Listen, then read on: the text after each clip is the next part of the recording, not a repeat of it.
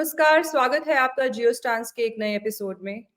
आज हमें एक बार फिर से जॉइन किया है जमील मकसूद साहब ने बेल्जियम से। He is the secretary general of the foreign affairs committee of the united Kashmir peoples national party, which goes by the acronym UKPNP. अभी ये एग्जाइल्ड हैं ब्रसल्स में। वैसे तो इनका ताल्लुक पीओजेके से है, और आप जानते होंगे आजकल इंडियन मीडिया पर और इंडियन सोशल मीडिया या इंडियन ट्विटर पर बहुत ज़्यादा ये चीज़ हाईलाइट की जा रही है कि पीओजेके में और पाकिस्तान ऑक्यूपाइड गिलगित बाल्टिस्तान में बहुत बड़े स्केल पर प्रोटेस्ट जारी हैं। और वहाँ के जितने भी लोग हैं वो सब चाहते हैं कि एलओसी को खोल दिया जाए और वो सब भारत के अंदर आ जाएं। तो जानने की कोशिश करते हैं कि इन बातों में कितनी सच्चाई है, और अगर प्रोटेस्ट हो रहे हैं तो वो किस स्केल पर हो रहे हैं। सबसे पहले तो जमील साहब, बहुत शुक्रिया ज्वाइन करने के लिए। आपका शुक्रिया। Thank you for having me on your show today. The pleasure is mine sir. Jameel sahab, सबसे पहले तो हमें ये बताएं कि क्या ये सच है कि पीओजेके और पीओजीबी में बहुत ज्यादा प्रोटेस्ट चल रहे हैं?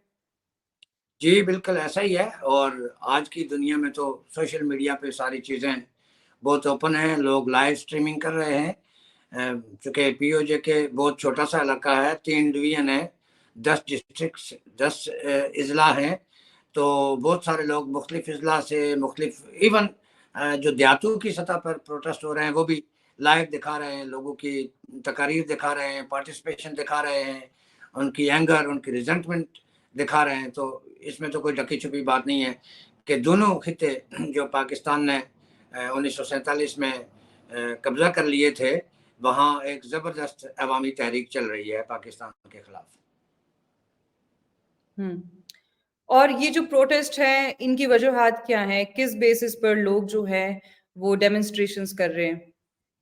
देखें, ये तो आप ये कह लें कि ये गुज़श्ता 7 दहाइयों की नाराज़गी है, 7 दहाइयों का गुस्सा है कि लगातार लोग पिसते चले आ रहे थे, पिसते चले आ रहे थे, उनकी आवाज़ों को दबाया जाता था, उनको तंग किया जाता था, उनको इंटिमिडेट किया जाता था, उनको कन्फाइन किया जाता था, और इससे पहले उनकी कोई वॉइस नहीं थी। तो जब से सोशल मीडिया आया है और जो डिसेंटिंग वॉइसेज़ हैं हमारे जैसी, mainly United Kashmir peoples national Party, जो दुनिया भर के जो कॉन्स्टिट्यूशनल फोरम्स हैं, डिप्लोमेटिक फोरम्स हैं, उन पर मौजूद, अब लोगों को हौसला हुआ है कि अगर वो सड़कों पर निकलेंगे तो उनकी इस जिदोजहद को ट्रांसलेट करने वाले कोई लोग मौजूद है बैरूनी दुनिया में, बर्तानिया में, यूरोप में, जिनीवा में, कनाडा में, अमेरिका में, जो उनकी इस जिदोजहद को ट्रांसलेट भी कर सकेंगे और आलमी बरादरी तक उनकी आवाज़ को भी पहुँचा सकेंगे। तो अब आप ये समझे कि वो ज़्यादा जज्बे के साथ, ज़्यादा ताकत के साथ, ज़्यादा अज़्म के साथ बाहर निकले हैं।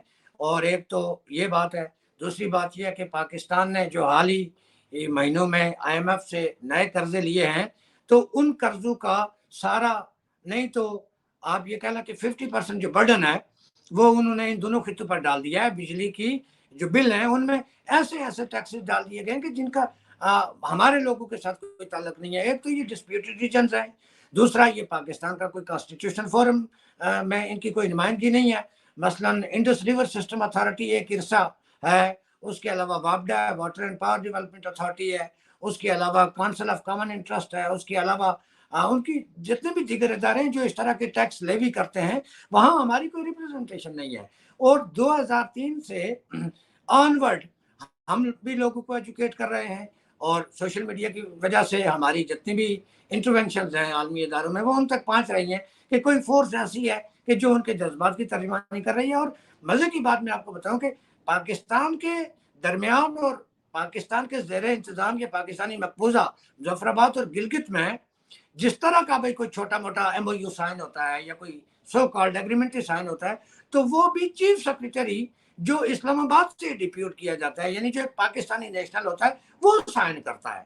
तो ऐसे में तो ये जो लोकल अथॉरिटीज़ कायम हैं मुजफ्फराबाद में और गिलगित में, उनके पास तो कोई ऐसी अथॉरिटी नहीं है कि वो अपने लोगों के हुकूक के लिए कोई जानदार आवाज़ उठा सके, कोई आवाज़ बुलंद कर सके, कोई बात कर सके, कोई मुतालबा उनके सामने पेश कर सकें। बल्कि हालिया दिनों में सोशल मीडिया पर मुजफ्फराबाद हमारे खित्ते के जो सो कॉल्ड प्राइम मिनिस्टर हैं चौधरी अनवारुल हक, उनको तलब किया गया सेनेट ऑफ पाकिस्तान में, तो वहां उन्होंने बड़े दबंग अल्फाज में इस बात का मुतालबा पेश किया कि भाई आप हमारी जो बिजली जो हमारे इलाके में पैदा होती है, आपने एक छोटे से इलाके में 9 डैम बना लिए हैं, और सेस्मिक जो जोन है, जो अर्थक्वेक से मुतासरा इलाका है, वहां आपने डैम बना लिए हैं।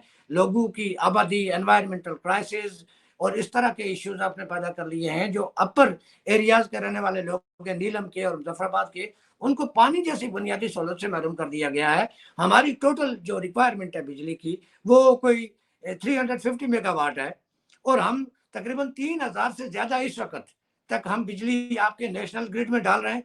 तो आपने हम पर हमसे आप खरीदते हैं बिजली कोई 2.5 रुपए या 3 रुपए फी यूनिट, और वही बिजली जो हमारे खित्ते में पैदा होती है वो आप हमें 60-65 रुपया वापस बेच रहे हैं। तो ऐसे में अगर आवाम सड़कों पर आ गए हैं, तो मैं ये आपसे कहता हूं कि जो हमारे हकूक हैं आप उसको बहाल करें। और हमने उसकी इस बात को अप्रिशिएट किया कि जो उसने पाकिस्तान की सेनेट में पाकिस्तान के जो इस वक्त की अर्टिकल गवर्नमेंट है या जो उनके दीगर ब्यूरोक्रेटिक स्ट्रक्चर्स हैं, उनके सामने अपनी बात रखी है। हम तो गुज़श्ता 3 दहाइयों से मसलसल ये कोशिश कर रहे हैं कि हम हुकूमत पाकिस्तान को ये बात समझाएं कि वो हमारे जो नेचुरल रिसोर्सेज हैं, वो लकड़ी है, वो पानी है, वो बिजली है, वो मदनियात हैं, उन पर हमारा जो सोवरन राइट है according to United Nation General Assembly passed on 1962, वो कबूल करें। और सबसे पहले इस इलाके में सेहत, तालीम, रोजगार और जो सोशल इंफ्रास्ट्रक्चर है उसकी तरक्की में इस बजट को, इन वसाइल को इस्तेमाल करें। लेकिन पाकिस्तान का चूंकि जो स्ट्रक्चर है, फेडरल स्ट्रक्चर, वो प्रो डेवलपमेंट नहीं है, प्रो ह्यूमन राइट्स नहीं है, प्रो पीपल नहीं है। तो ऐसे में उसके सबसे ज्यादा जो सफरर हैं, पाकिस्तान के अवाम तो है ही है, लेकिन सबसे ज्यादा सफरर ये पीओजे के और गिलगित बल्तिस्तान की आबादी है। पीओजे के में जो टोटल पॉपुलेशन जो रह रही है वो 30 लाख के करीब है। गिलगित बल्तिस्तान में जो टोटल पॉपुलेशन रह रही है वो कोई 17 से 20 लाख के दरमियान है। तो पीओजेके में से 20 लाख लोग बाहर जाते हैं, और वो इन्हीं वजूहात की वजह से बाहर जाते हैं कि उनको जिंदगी की जो बुनियादी सहूलतें हैं, रोजगार की जो सहूलतें हैं, वो पाकिस्तान ने अपने स्ट्रक्चर के जरिए मुहैया नहीं की, जिसकी वजह से अब इवेंचुअली लोग सड़कों पर आ गए हैं कि अगर आप पुरअमन सियासी तरीके से मुतालबात से हमारी बात नहीं मानते, तो फिर हमारे पास इसके अलावा कोई रास्ता बाकी नहीं बचा कि हम सड़कों पर आ जाए। तो मतलब ये एक रिसोर्सेज की लड़ाई है, बट इंडियन मीडिया में इसको एक तहरीके आज़ादी के तौर पर प्रोजेक्ट किया जा रहा है कि जो पीओजेके के लोग हैं वो हिंदुस्तान के साथ जुड़ना चाहते हैं। ये तो एक पहलू है ना। दूसरा पहलू ये है कि लोग आज ये देखते हैं कि हजीरा से जो पुंछ मंडी है हिंदुस्तान के जरिए इंतजाम जम्मू कश्मीर में, वो टोटल 1 घंटे का रास्ता है, और जिस चीज की कीमत तहसील हजीरा में या रावलाकोट में 6,000 रुपया है, वही चीज पुंछ मंडी में 500 रुपए की मिलती है या 1000 रुपए की मिलती है। तो लिहाजा ये उनका मुतालबा है, ये उनको समझ आ गई है कि चूंकि तकसीम की वजह से वो पाकिस्तान के इस जबर का और इस तरह के बदसलूकी का शिकार है। तो अब तो ये पॉपुलर डिमांड है कि वो कहते हैं कि लाइन ऑफ कंट्रोल जो है या सीज फायर लाइन, इसको खोला जाए और हम रियासत के दूसरे हिस्से में जाएं, और वहां की जो जो जो मार्केट है उससे हम बेनिफिट हासिल करें, उससे हम मुस्तफीद हूं, और फिर हम दूसरे लोगों के साथ मिलें भी, ताकि हमारे दरमियान कम्युनिकेशन जो गुज़श्ता 7 दहाइयों से डिस्कनेक्टेड है वो दोबारा बहाल हो। तो ये तो एक नेचुरल फिनोमेना है, एक नेचुरल डिमांड है कि लोग इस गुर्बत से, इस महंगाई से और इस पसमानदगी से इतने तंग आ गए हैं कि फिर वो बजंगमंद वाली बात है। और ये मुतालबे हैं सोशल मीडिया पर, जा बजा लोगों ने लिखा है, जा बजा लोगों ने इस मुतालबे को पेश किया है। वो जितनी बात कर सकते हैं वो लिख सकते हैं, वो पढ़ सकते हैं, वो डिमॉन्स्ट्रेट कर सकते हैं, लेकिन पाकिस्तानी मीडिया उनकी इस वॉइस को तो दबा रहा है, लेकिन सोशल मीडिया पर तो सारी चीजें सामने है कि हम रियासत के दूसरे हिस्से की तरफ जाना चाहते हैं और हमें ये मौका मुहैया किया जाए। जो लोकल एडमिनिस्ट्रेशन है या इंतजामिया जो है, उनको क्या चैलेंजेस दरपेश हैं? क्या वो लोगों के साथ है या फिर वो हुकूमत पाकिस्तान के साथ है? क्योंकि जनरली ऐसा होता है, अगर कोई भी तहरीक बहुत जोर पकड़ लेती है, क्योंकि पुलिस जो होती है वो सिविल सोसाइटी का हिस्सा होती है, मैं फौज की बात नहीं कर रही, तो वो इन्फ्लुएंस होते हैं, लोकल लोग क्या चाहते हैं उससे। तो वहां की जो पुलिस है उनका क्या रवैया है वहां के अवाम के साथ? देखें, पहली बात तो ये है ना कि हमारी जो पुलिस है, उसको ऑपरेट करता है, उसकी जो टॉप अथॉरिटी है वो इंस्पेक्टर जनरल ऑफ पुलिस है, और वो पाकिस्तान से आते हैं।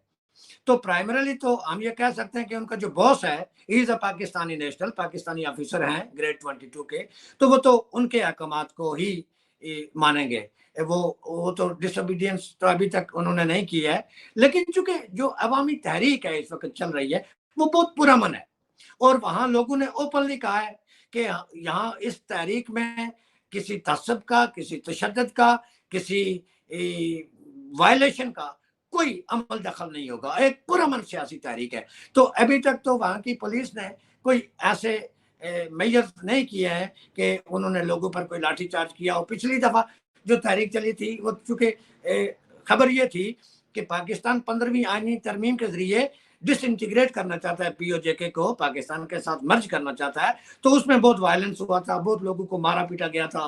वो वीडियोस, वो पिक्चर्स, वो तो सोशल मीडिया पर मौजूद है, देखी भी जा सकती हैं, पब्लिश भी हुई हैं, और आपके मीडिया ने भी दिखाई हैं, इंटरनेशनल मीडिया में भी रिपोर्ट हुई है। तो इस दफा लोगों की जो मूवमेंट है वो बहुत पीसफुल है, बल्कि आप मुजाहिरों को देख सकते हैं कि वो मीलों के हिसाब से लंबी रैली है, और उसमें सिर्फ एक ही नारा लग रहा है कि आप हमारे बुनियादी हकूक बहाल करो, लाइन ऑफ कंट्रोल खोलो। और इसी तरह गिलगित बल्तिस्तान की भी सूरत हाल यही है, और यही वजह है कि गिलगित बल्तिस्तान में फौरी तौर पर शिया सुन्नी फसादात करवाए गए हैं। बल्कि गिलगित के एक रहनुमा ने हुकूमत पाकिस्तान को ये धमकी दी थी कि अगर आप हमारे बुनियादी हकूक बहाल नहीं करते, हमारी जमीनों को जो हड़प करने की आपने पॉलिसी बनाई है, हमारे पहाड़ों पर, हमारे जंगलों पर, हमारे पानियों पर जो कब्जा करने की आपने जो पॉलिसी बनाई है, अगर आप इसको तर्क नहीं करते तो फिर हम कारगिल की तरफ मार्च करेंगे, और हम ये मुतालबा करेंगे कि कारगिल का जो रास्ता है वो खोला जाए, ताकि फिर हम बेनिफिट कर सकें वहां की मार्केट से। तो ये दोनों खित्तों में इस वक्त जो तहरीक है वो पुरअमन तहरीक है। अब कल की खबर ये है कि गिलगित बल्तिस्तान में अमन अमा को कायम रखने के लिए, लॉ एंड ऑर्डर को मेंटेन करने के लिए पाकिस्तानी फौज को तलब किया गया है, लेकिन हमारी तरफ अभी ऐसी कोई सूरत हाल नहीं है। पुलिस जो है वो बिल्कुल सुकून के साथ है, और अवाम ने भी कोई ऐसा रास्ता इख्तियार नहीं किया कि वो इन्वाइट करें कि वो उनके खिलाफ किसी किस्म की कोई पुरतशद्दुद कार्रवाइयां करें। तो ये इस तहरीक की सबसे बड़ी कामयाबी है अब तक। इस पर थोड़ा-सा इलैबोरेट करें, जो आप बता रहे हैं कि गिलगित बाल्टिस्तान में जो शिया सुन्नी फसादात चल रहे हैं, इस पर भी बहुत बात हो रही है सोशल मीडिया पर कि वहाँ पर कोई झूठे ब्लास्फेमी के इल्ज़ामात भी लगाए गए हैं कुछ शिया लीडर्स के ऊपर, जिसकी वजह से ये सारा जो मामला है भड़क पड़ा है अभी। अ, कुछ आपके पास इन्फॉर्मेशन है उसके बारे में? ये जो आउटगोइंग गवर्नमेंट थी, लड बाई पाकिस्तान मुस्लिम लीग, या उसको पीडीएम की गवर्नमेंट भी कहा जाता है, जिसमें पीपल्स पार्टी, मुस्लिम लीग नून और जेयूआई फे, मौलाना फजलुर रहमान साहब की पार्टी और दीगर भी इलाकाई पार्टियां उसमें शामिल थी। उन्होंने जाते जाते एक लॉ बनाया है। उस लॉ को कहा जाता है कि सहाबाए किराम की हुर्मत का कानून। तो अब इस पे तो सुन्नी स्कूल ऑफ थॉट और शिया स्कूल ऑफ थॉट के दरमियान वाज़ेह डिवाइड मौजूद है, और वो डिवाइड कोई 2023 की नहीं है, वो तो गुज़श्ता 1500 साल से मौजूद है। तो लिहाजा इस लॉ को उन्होंने अप्लाई कर लिया है इन इलाकों पर कि जो कोई भी किसी भी जो जो कंपेनियन थे प्रॉफिट के, उनके हवाले से कोई रिमार्क करेगा, रिजल्टमेंट शो करेगा, या तारीखी तौर पर कोई हवाला देगा, तो उसके खिलाफ ब्लास्फेमी का जो हिस्टोरिकल उनका कानून है 295 एबीसी, वो इम्प्लीमेंट किया जाएगा। और इस वजह से भी लोगों के दरमियान एक रिजेंटमेंट है कि जो रिलीजियस मैटर्स हैं उनको आप पॉलिटिकल और कॉन्स्टिट्यूशनल डोमेन में क्यों ला रहे हैं। ये तो मसलकों की और सेक्ट्स की लड़ाई है, ये उनके डिफरेंसेस हैं कि शिया स्कूल ऑफ थॉट हजरत अली को पहले नंबर पे करार देते हैं, जबकि जो सुन्नी स्कूल ऑफ थॉट है वो कहते हैं नहीं, उनका चौथा नंबर है, और वगैरह वगैरह। तो वो तो लड़ाई उसी वक्त शुरू हो गई थी जब प्रॉफिट का डिपार्चर हुआ था, इस दुनिया से विसाल हुआ था। तो आज की कोई लड़ाई नहीं है, और ना आज की इस लड़ाई से उसका कोई ताल्लुक है। लेकिन पाकिस्तान का अलमिया ये कि वो जब भी अवामी तहरीकें उठती हैं, हुकूक की तहरीकें उठती हैं, तो वो फिर गिलगित बल्तिस्तान के पर्सपेक्टिव में वहां सेक्टेरियन जो कार्ड है उसको यूज करते हैं। और 80s की दहाई में जनरल ज़िया-उल-हक के जमाने में तो वहां बहुत मास किलिंग हुई थी, इसी चीज को इस्तेमाल करके फिर वहां फौज लॉन्च की गई, फौज को कंट्रोल दिया गया और फौजियों ने फिर वो तो अनप्रेसिडेंटेड यूज ऑफ फोर्स करते हैं, मारते हैं ना, वो देखते हैं कि ये सुन्नी है तो ना देखते हैं ये शिया है या किसी और स्कूल ऑफ थॉट का है।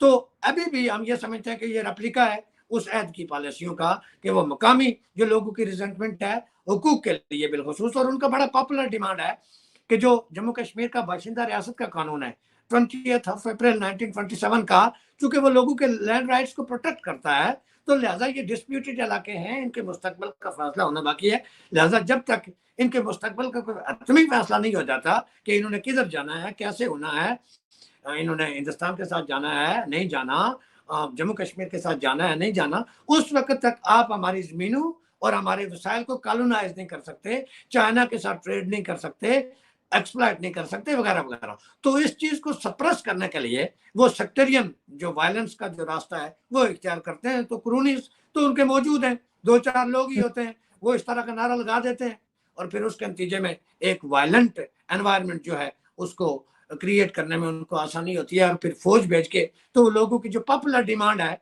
इन सारे हवाले से जो मैंने बयान किए हैं फिर इनको वो दबाने में कामयाब होते हैं। लेकिन अब की बात वो सूरत हाल नहीं है, इससे पहले उनकी आवाज कहीं नहीं पहुंचती थी, ना सोशल मीडिया पे, ना इंडियन मीडिया पे, ना आप तक, ना हम तक। लेकिन अब आप उनसे बात कर सकते हैं, आप उनका इंटरव्यू कर सकते हैं, आप उनको कम्युनिकेट कर सकते हैं। और अब जो ब्रॉडन हो गया है कम्युनिकेशन, इसकी वजह से मैं ये समझता हूँ कि अब इन तहरीकों को, ये इन दो मुतनाज़ा और मफतूहा और मकबूजा इलाकों में जो चल रही है, इनको दबाना और इनको सप्रेस करना पाकिस्तान के लिए इतना आसान नहीं रहा।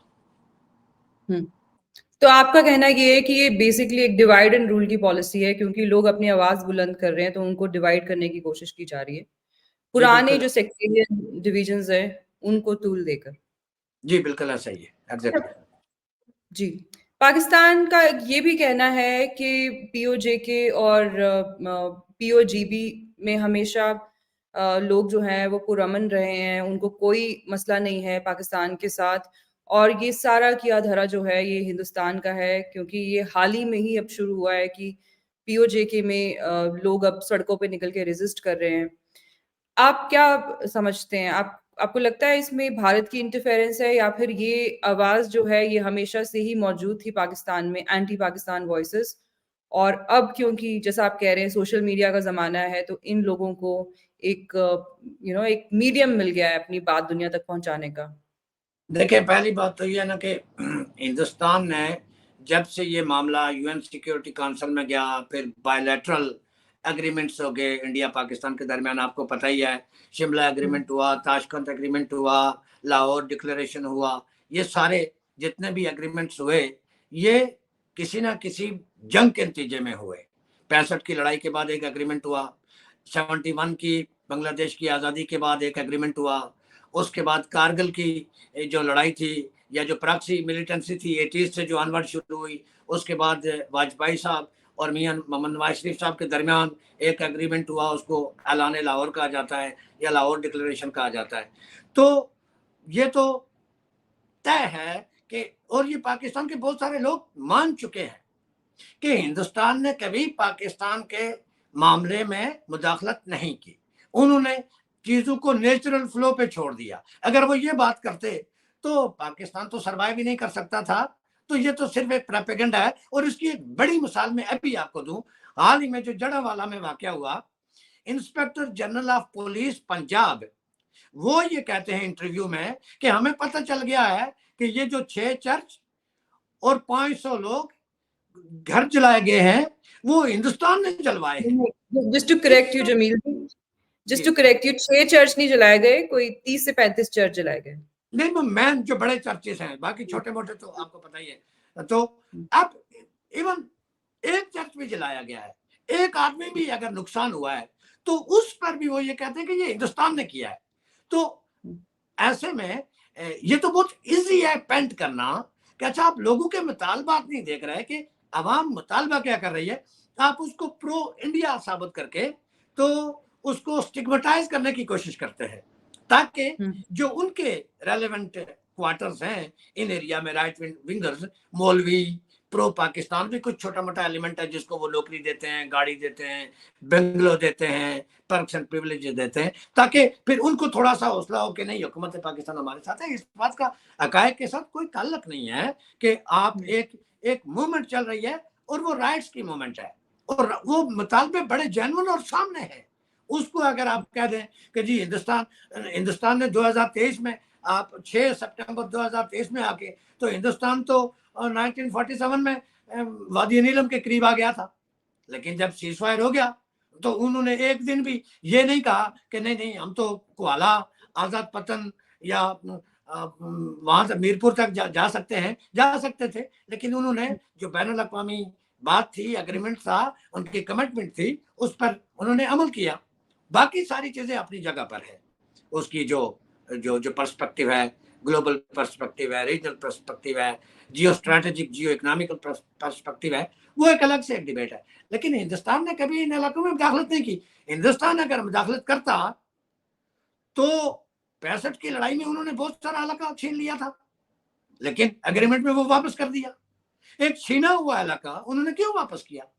इसलिए कि ये कहा गया कि अच्छा आप आदर करें, आप एक दूसरे की जो टेरिटोरियल जो कंट्रोल है उसका एहतराम करें। तो उस टेरिटोरियल कंट्रोल की रेस्पेक्ट में वो पीछे चले गए। तो इसके बावजूद अगर वो चाहते तो वो पीओजेके को अपने कंट्रोल में ले सकते थे।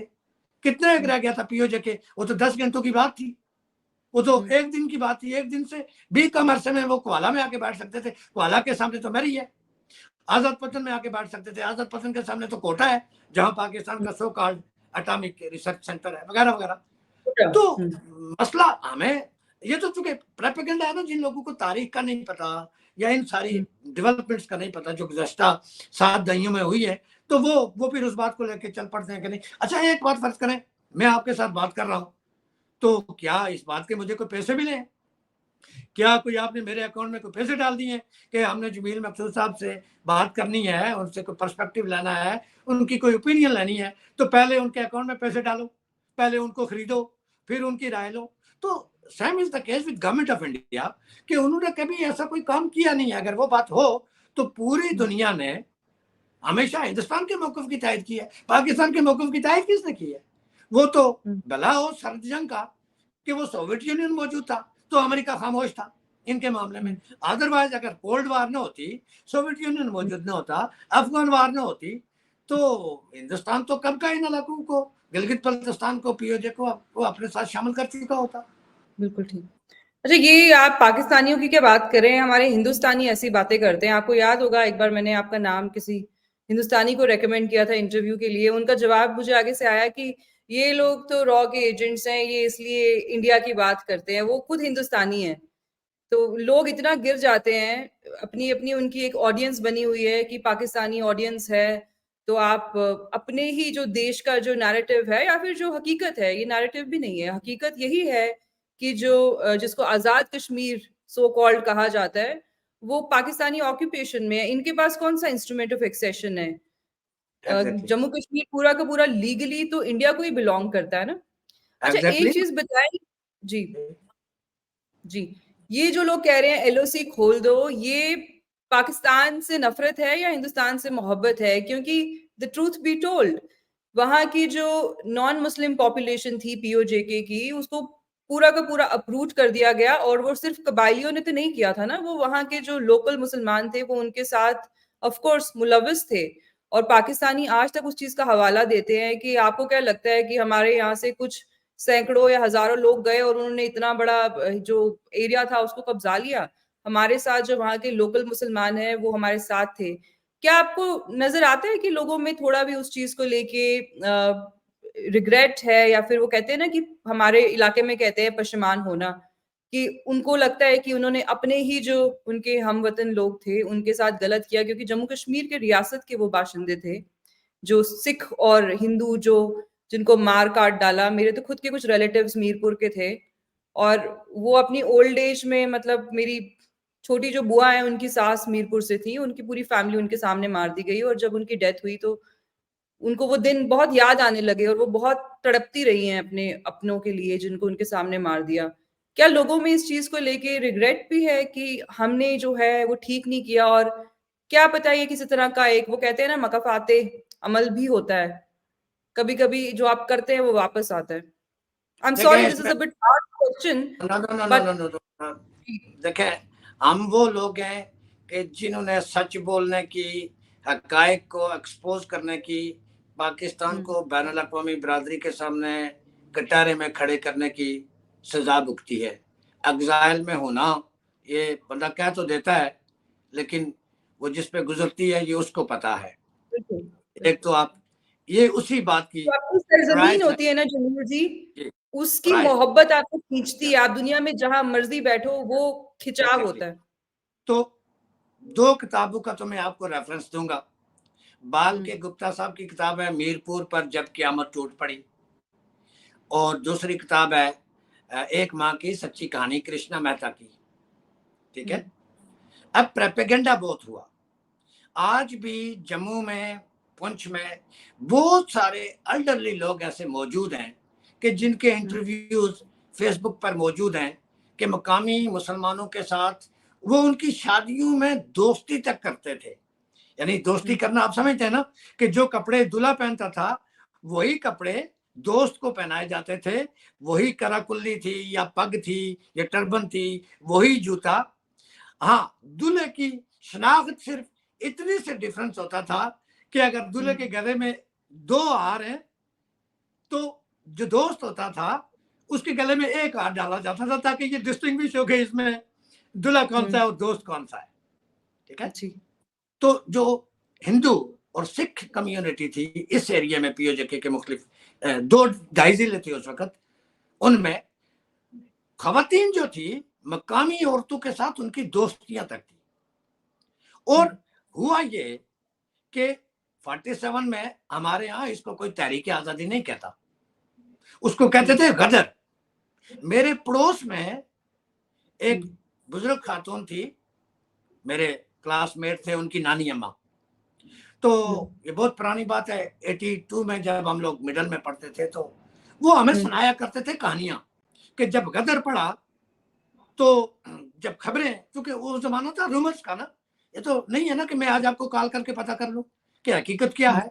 रूमर्स की का जमाना था, तो रूमर्स हुँ, की बुनियाद पर नंबर 1, नंबर 2, जो लोग बरतानवी फौज के रिटायर थे कुछ मुसलमान, मसलन हुँ, पूरे हमारा जो पुंछ डिस्ट्रिक्ट है उसमें हुँ, 4 लोग थे टोटल, यानी हुँ, अगर आप उंगलियों पे गिने तो जिन्होंने मार दाड़ की, उनका माल लूटा, उनको इस तरह से इन्फ्लिक्ट किया, उनको भागने पर मजबूर किया, वो टोटल 4 लोग थे। मेजॉरिटी जो है वो उस वक्त भी महाराजा हरि सिंह के साथ हामी थी, उनके साथ थी, अमन अमा को कायम रखने की हामी थी, और यहाँ तक कि उन्होंने कहा अपनी जो गैर मुस्लिम रियासती शहरी थे कि यहाँ चूंकि गदर पड़ गया है, कोई समझ नहीं आ रही है, तो हुँ, अब बेहतर यही है कि आप अपनी जानें बचाएं। कैसे बचा सकते हैं? हम कुछ नहीं कर सकते, चूंकि एक डिस्टरबेंस है, और इतनी हैवी डिस्टरबेंस है कि मरी से आवासी कबाइल, कोटली सतिया से सती, और ये जितने भी सराउंडिंग हमारे एरिया हैं जो पाकिस्तान के साथ मिलते हैं, यहां से लोग दाखिल हुए, कबायली तो दाखिल हुए ही हुए। कबायलियों का हुँ, चूंकि पता इसलिए चला कि वो ऑपरेशन गुलमर्ग में जो जनरल अकबर ने किताब लिखी, द रेडर्स इन कश्मीर, वो तो अगर वो ना लिखता तो पाकिस्तान ने तो यूएन में ये कहा, और ये सर जफरुल्लाह खान की तकरीर मौजूद है कि वहां तो कोई कबायली नहीं गए, ये तो मुकामी लोगों की महाराजा हरि सिंह के खिलाफ बगावत है, ये तो मुसलमानों की मोहब्बत है पाकिस्तान के साथ। वो तो तब पता चला दुनिया को कि जब जो मैन ऑर्केस्ट्रेटर था जनरल मोहम्मद अकबर खान अल मारूफ तारक बिन जियाद, जनरल तारक, उसने किताब लिखी, और उसके बाद मुस्लिम लीग के पंजाब के जो सदर थे सरदार सिकंदर हयात, जो उन्होंने दूसरी किताब लिखी गुमगुश्ता कौम की तारीख, और ये किताबें लाइब्रेरी में और मार्केट में अवेलेबल नहीं है, ये सोशल मीडिया के जरिए पीडीएफ फॉर्मेट में हम तक पहुंची। फिर लोगों को हमने बताया कि कौन कहता है कि यहाँ मैसिव अपीवल था, कौन कहता है महाराजा हरि सिंह के खिलाफ आपकी रिजेंटमेंट थी? ये कहता है ये किताब। और अभी 1 महीना पहले जियो टीवी के साथ एक जर्नलिस्ट है एजाज सैयद, उन्होंने जनरल फैज अली चिश्ती का इंटरव्यू किया। General Faiz Ali Chishti, sorry, 96 years old आदमी है, फॉर्मर मिलिट्री जनरल है। वो अपने इंटरव्यू में कहता है कि it was Pakistani military who entered into Jammu and Kashmir for the purpose of occupying entire Jammu and Kashmir. ये जनरल फैज अली चिश्ती कहता है, उसका इंटरव्यू मौजूद है, मैं आपको लिंक भेज दूंगा। तो अब जाके लोगों पर ये राज खुला कि 47 में जो कुछ हुआ वो हमारे लोगों ने, तो आपको पता है 2-4 डिस्ग्रंटल्ड एलिमेंट तो होते ही हैं। वो पुंछ में भी थे, वो मीरपुर में भी थे, वो जम्मू में भी हुए होंगे, वो श्रीनगर में भी हुए होंगे, वो अल्सवेयर होते ही होते हैं। तो उन 2-4 एलिमेंट्स ने तो ऐसा जरूर किया है, लेकिन मेजॉरिटी में ऐसा नहीं हुआ। और ये मैं कोई उनको डिफेंड नहीं कर रहा हूं। हमने तो ये मुतालबा, जिस दिन मैंने पहला इंटरव्यू सुना था जम्मू से, रूमी शर्मा जी ने एक इंटरव्यू किया खातून का, जो पलंदरी से माइग्रेट होके गई थी, तो मैंने उसी दिन मुतालबा किया था कि हमारे लोगों को उनसे माफी मांगनी चाहिए। और हमने कुछ नहीं किया, हमने कुछ नहीं किया। हम तो 70s के बाद पैदा हुए, जो 60s के बाद पैदा हुए, या इवन जो 50s में पैदा हुए, हमने उनको कहा सोशल मीडिया के जरिए कि हम आपसे माफी मांगते हैं। अगर किसी मकामी आदमी ने आपके साथ अत्याचार किया है, आपके ऊपर कोई जुल्म किया है, या किसी किस्म का कोई नुकसान किया आपका, लेकिन उसके बाद क्या हुआ कि पाकिस्तान ने अपने जुराइम को छुपाने के लिए ये सारा डोल मकामी लोगों के गले में डाल दिया। मसलन सबसे बड़ा डोल उन्होंने डाला सरदार मोहम्मद इब्राहिम खान के गले में कि he was leading the movement, जबकि सरदार इब्राहिम खान उस वक्त श्रीनगर में मौजूद थे as a member of the legislative assembly. एक आदमी श्रीनगर में बैठा हुआ है, वो जम्मू कश्मीर प्रजा सभा का मेंबर है, आप कहते हैं कि ये मूवमेंट को लीड कर रहा है। श्रीनगर में बैठा हुआ बंदा रावलाकोट, मीरपुर और मुजफ्फराबाद की मूवमेंट को कैसे लीड कर सकता है? तो ये सारा झूठ था जिसको एक्सपोज होने में 75 साल लगे। और इसमें जहां सोशल मीडिया का बड़ा किरदार है, वहां हम लोगों का बहुत बड़ा रोल है। और लोग अब ये मानते हैं कि, बल्कि मैं आपसे एक स्क्रीनशॉट शेयर करूंगा। मेरे गांव का एक लड़का है, नौजवान, वो आज से 10 दिन पहले फेसबुक पे लिखता है कि मैं जमील मकसूद साहब से माजरत करता हूं, मैं उन्हें गद्दार समझता था। ये 2023 के डेवलपमेंट है कि पाकिस्तान ने हर उस आदमी को गद्दार करार दिलवाया जो सच बोलता था, जो हकायक की बात करता था, और जिसने ट्रीटी ऑफ एक्सेशन के इंग्रेडिएंट्स को, ट्रीटी ऑफ एक्सेशन को, उस वक्त के हालात को truly in a legal and constitutional jurisprudence दुनिया के सामने रखा।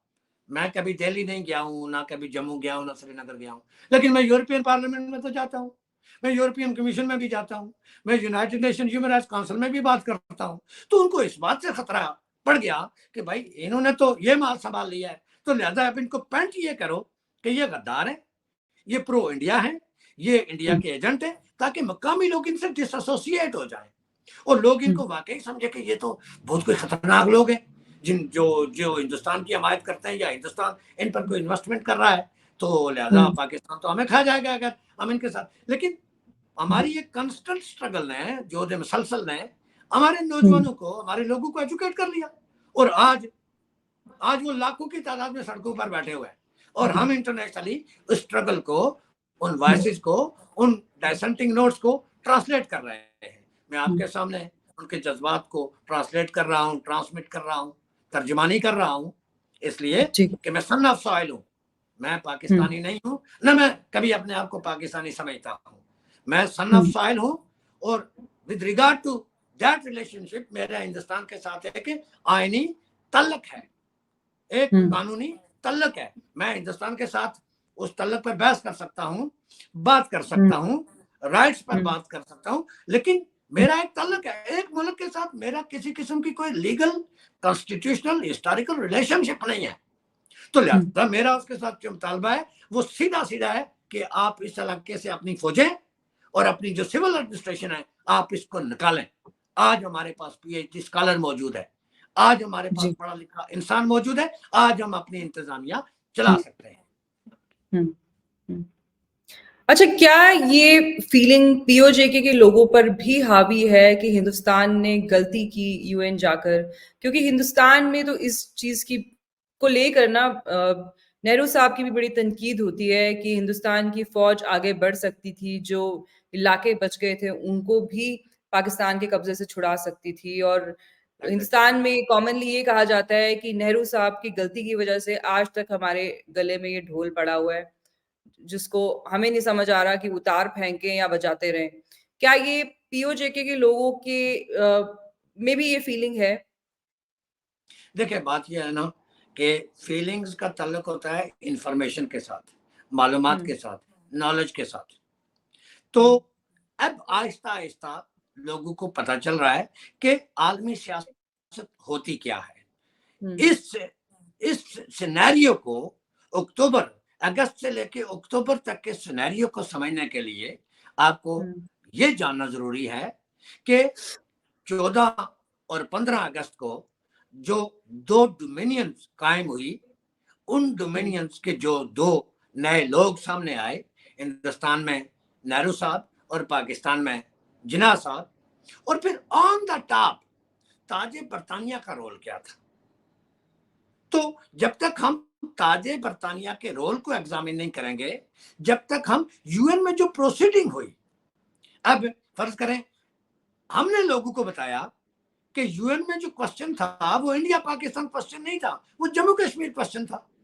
लेकिन ये तो पाकिस्तान है जिसने प्रे की यूएन सिक्योरिटी काउंसिल के सामने कि जम्मू कश्मीर क्वेश्चन को सेपरेटली एड्रेस करने के बजाय जो लार्जर स्कीम थी बर सगीर की तकसीम की, उसके साथ जोड़ दिया जाए और इसको इंडिया पाकिस्तान क्वेश्चन बना दिया जाए। तो उस वक्त भी हिंदुस्तान तो एक, आप ये हिस्ट्री के तौर पर तो हजारों साल से मौजूद था, लेकिन गवर्नमेंट तो नहीं थी ना। तो एक नई गवर्नमेंट जो है उसके सामने बहुत सारे चैलेंजेस थे, बहुत सारी रियासतें थी, बहुत सारी प्रिंसली स्टेट थी, उनको मरकज में लाना था, उनके हुकूक की बात करनी थी, कॉन्स्टिट्यूशन बनाना था, कॉन्स्टिट्यूशनल गारंटीज करनी थी, रंग रंग की जातें, रंग रंग के मजाहब, रंग रंग की जबानें, रंग रंग की एथनिसिटीज, रेसेस, वो निकोबार अंडमान से लेके तो पंजाब तक की कोई छोटी बात थी। तो इन लोगों को हमें ये समझना चाहिए कि उस वक्त के हालात क्या थे, और मैं जाती तौर पर इस बात से मुत्तफिक नहीं हूं कि नेहरू साहब ने कोई गलती की। हमारा ये मानना है कि नेहरू साहब ने यूएन में जाके तो इस मामले को बैनुल अक़वामी जो कोर्ट है उसके सामने रखा कि पाकिस्तान जो है एक अग्रेसर है, और 13 अगस्त 1948 की जो करारदाद है, जो सारी करारदादों की मां है, वो आप यूएन सिक्योरिटी काउंसिल की करारदादें कहें या United Nation Commission for India Pakistan की करारदादें कहें, that resolution is considered to be a mother of all resolutions. और वो मैकेनिज्म और मेथोडोलॉजी मुहैया करती है कि हिंदुस्तान का लोकल स्टैंडाई क्या है और पाकिस्तान की इस इलाके में मौजूदगी की आईनी और कानूनी हैसियत क्या है। वो करारदाद कहती है कि पाकिस्तान यहां से निकले, अपनी फौजों को निकाले, उन कबायलियों को निकाले, और हर उस शख्स को निकाले जो नॉर्मली इस इलाके का रहने वाला नहीं है, जो यहाँ का शहरी नहीं है, उसको निकाले, और मकामी इंतजामिया मकामी लोगों के हवाले करे और कुआला पार जाए। ये तो लेटर एंड स्पिरिट था यूएन रेजोल्यूशन का। अब ये किसको पता है कि 1954 में जब सर ओवन डिक्सन इंडिया गए, पाकिस्तान गए, जम्मू कश्मीर का भी उन्होंने दौरा किया, तो उसके बाद क्या हुआ, पाकिस्तान सीटो सेंटो और बगदाद पक्ट में जब शामिल हुआ, जब उसने अपनी सारी चीजें अमेरिका के आगे सरेंडर कर दी, तो उसके बाद क्या हुआ, ये किसको पता है। तो जब तक लोगों को ये सारा कुछ पता चलता, वो under the influence of propaganda तकरीरें करते रहते, ठीक है। लेकिन जिन लोगों को पता है, हम जैसे, वहां बहुत सारे वकला हैं, साफी हैं, नौजवान हैं, स्टूडेंट्स हैं जो अब तहकीक कर रहे हैं।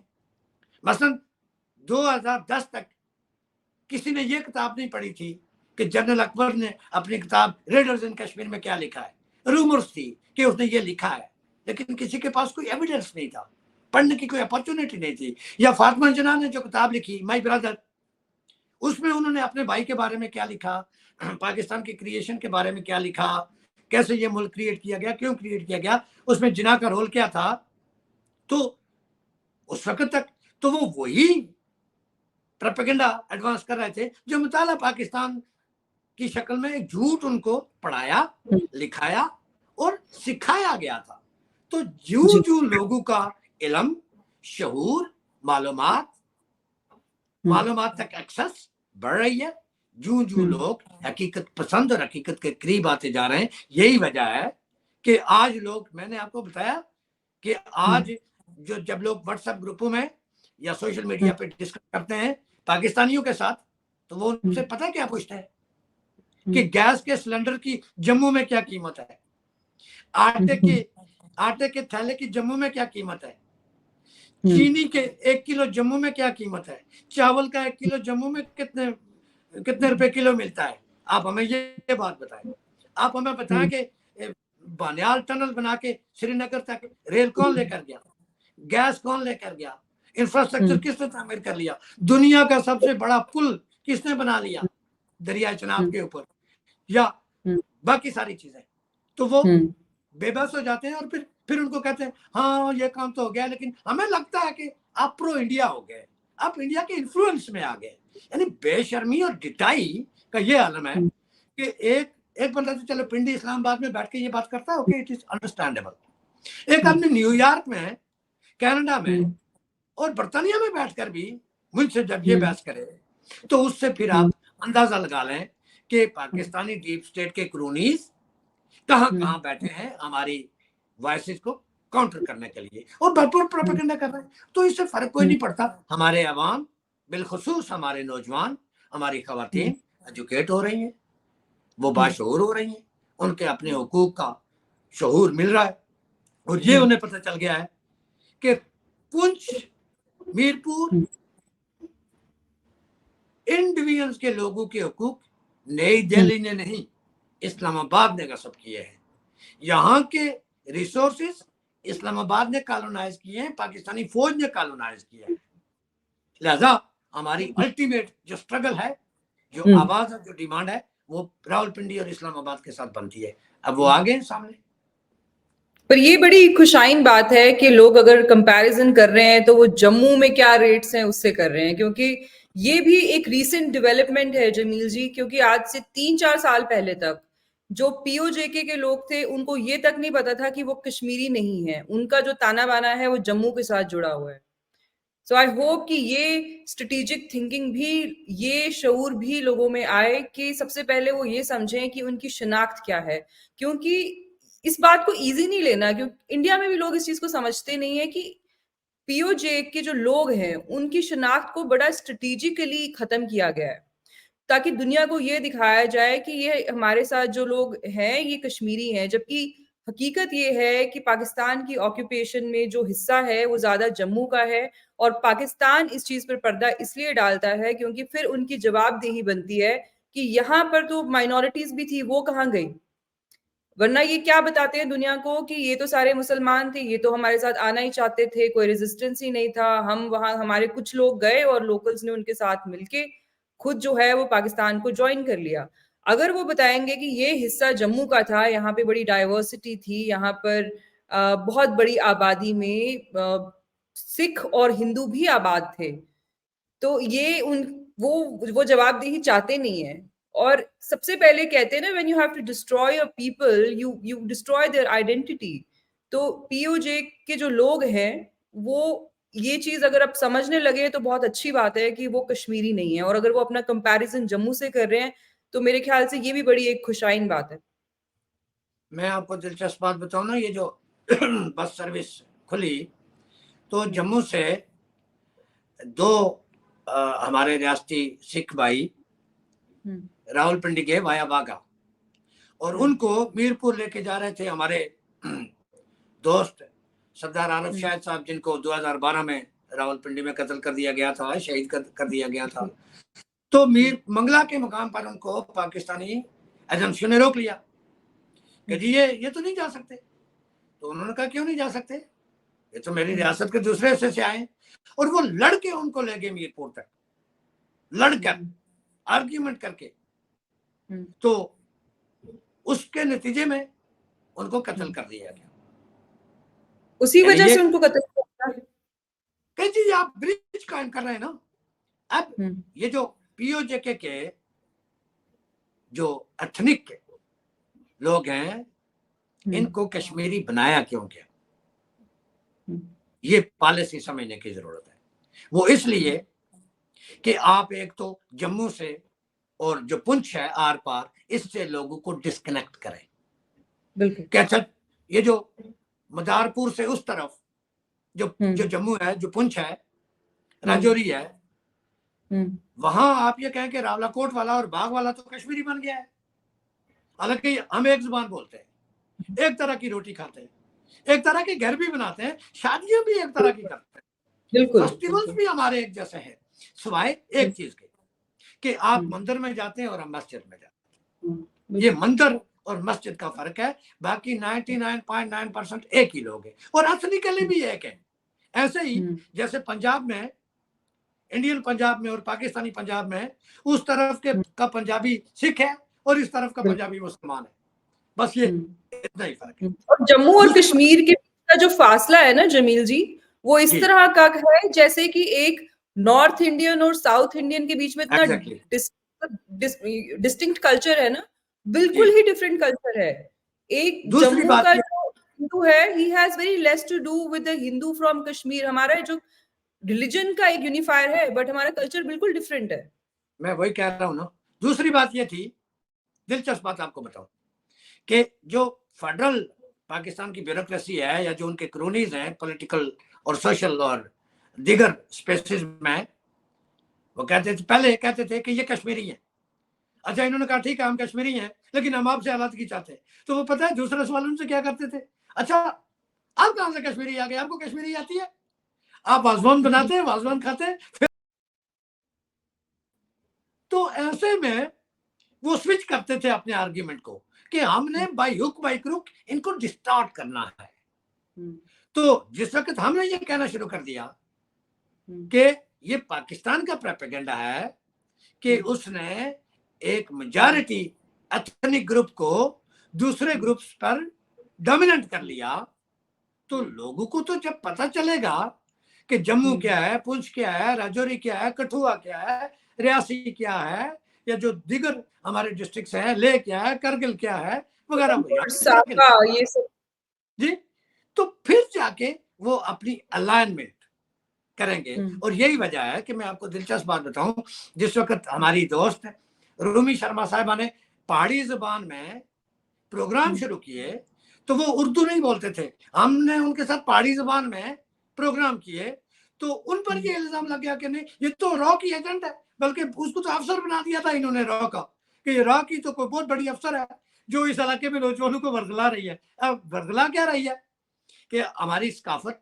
हमारी तहजीब, हमारा तमद्दन, हमारी जुबान, हमारा रहन सहन, हमारे मकानात, हमारा उठना बैठना, ये कैसे है, कैसे थे, या जम्मू में या पुंछ में या जहां कश्मीरी नहीं बोली जाती, डोगरी, पहाड़ी, गोजरी, ये जुबानें बोली जाती हैं, वहां लोगों के आपसी रिश्ते कैसे थे और इन फ्यूचर वो रिश्ते कैसे रीबिल्ड हो सकते हैं जो डिस्कनेक्ट कर दिए गए 1947 में।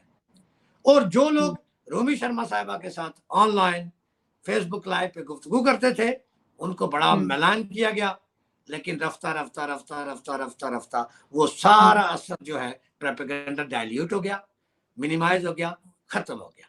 और फिर लोगों ने उनको कहना शुरू कर दिया कि आप झूठ बोलते हैं, आप प्रोपेगेंडा करते हैं, और इस बात का हकीकत से कोई ताल्लुक नहीं है कि ये लोग किसी एजेंडे पर काम कर रहे हैं। इनका एजेंडा एक ही है कि हम एक लोग हैं और हमें रीयूनाइटेड। बात, खास बात आपको बता रहा हूँ, एक और है, यूएन रेजोल्यूशन में यह भी कहा गया था कि ये जो लोग माइग्रेट हुए हैं, डिस्प्लेस हुए हैं, कलंदरी से रावलाकोट से, कोटली से, मीरपुर से, मुजफ्फराबाद से, इनको रिहेबिलिटेट करना है आपने, इनको वापस अपनी जमीनों पर भेजना है आपने, वापस अपने मकानों में आपने आबाद करना है। तो इनको तो, पाकिस्तान को तो ये फिक्र लग गई कि अगर ये लोग वापस आ जाएंगे तो यहाँ उन्होंने जो एथनिक क्लेंजिंग की है, जहां ये जो उन्होंने होमोजेनस सोसाइटी बनाने की कोशिश की है, तो उनकी कोशिश पर तो मिट्टी पड़ जाएगी, पानी फिर जाएगा। तो फिर इन्होंने अमेरिका के आगे जाकर सरेंडर किया कि सोवियत यूनियन के खिलाफ हम अपनी एयर स्पेस, एयर फोर्स, फौज, मिलिट्री, जो कुछ भी हमारे पास है हाजिर, बस आप अक़वाम मुत्तहिदा की जो रिकमेंडेशंस हैं, यूएन सिक्योरिटी काउंसिल की जो रेजोल्यूशंस हैं, उन पर अमल दरामद मत कीजिए। और ये गेम क्या करते हैं इनके लोग कि दुनिया भर में बोलते हैं कि मसलाए कश्मीर का जो हल है वो जो कौम मुत्तहिदा के जो रेजोल्यूशन है उसी के अंडर निकल सकता है। इनको पता भी नहीं है कि रेजोल्यूशन में लिखा क्या है। सबसे पहले तो वो बाइंडिंग भी नहीं है किसी तरह से।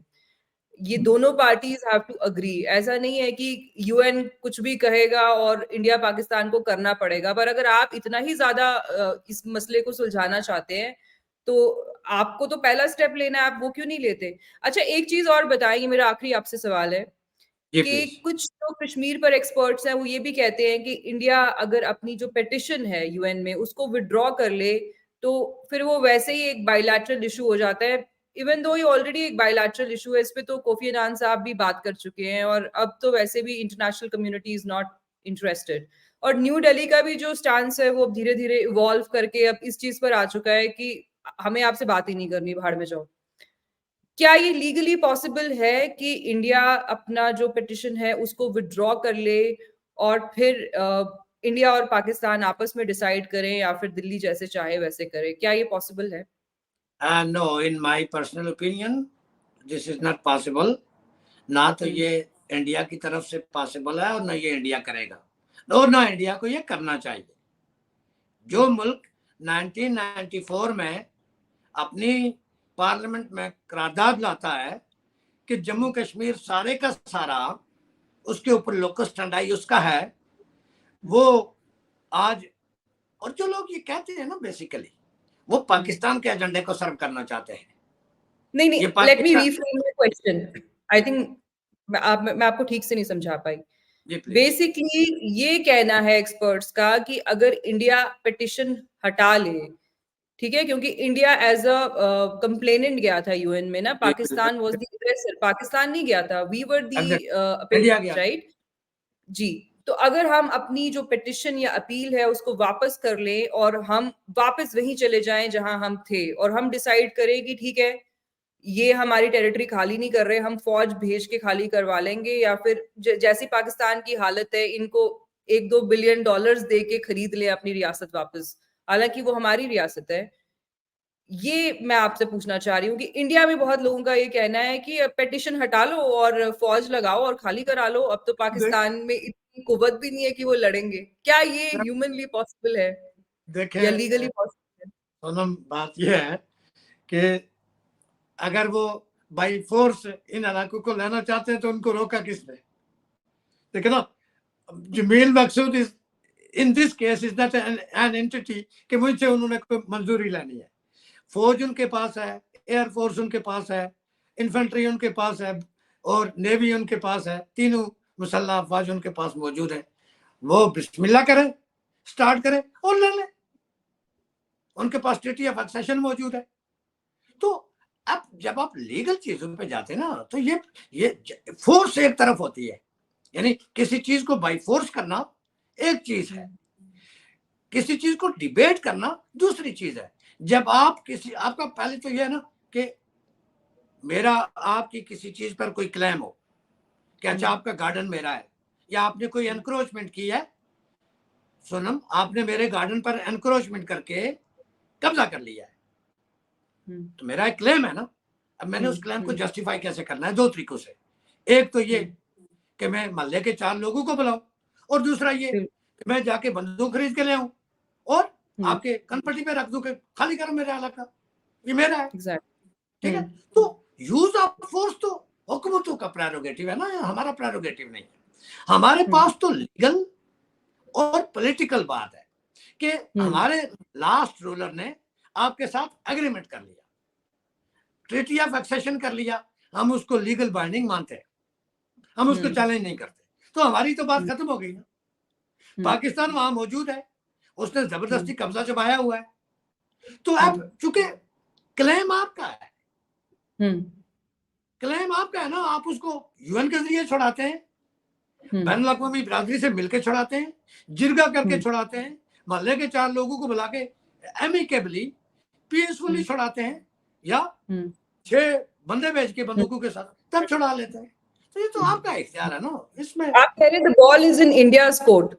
It always that has was. always been like that. Not now. It has always been like that from the day first, from 22nd of October 1947 and 26th of October, I would say, कि जिस दिन से treaty of accession sign हुआ था, the ball was in their court. ये तो India. अच्छा, ये बताएं, अगर हिंदुस्तानी फौजी घुसे तो उधर के जो बाशिंदे हैं, शहरी हैं, वो साथ देंगे या नहीं देंगे, या धोखा देंगे? देखिए, शहरियों के पास, पाकिस्तानी ऑक्युपाइड कश्मीर में शहरियों के पास ना तो टैंक है, ना तोपें हैं और ना बंदूकें हैं।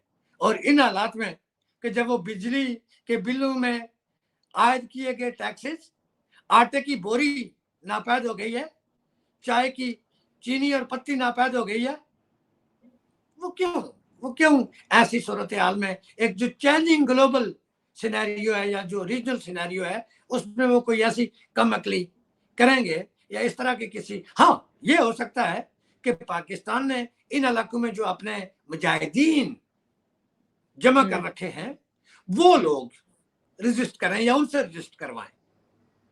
वो चूंकि उन्होंने रखे हुए हैं, लश्कर तैयबा रखी हुई है, जैश मोहम्मद रखी हुई है, हरकत अंसार रखी हुई है, तहरीक मुजाहिदीन रखी हुई है, और इस तरह के तालिबान से रिटायर जो लोग हैं, जो फार्मर तालिबान जादी थे, वो रखे हुए उन्होंने वहां, उनको डाले भी उन्होंने दी। का क्या अभी स्टेटस है? उसमें रिक्रूटमेंट हो रही है या रुकी हुई है, क्या है उसमें?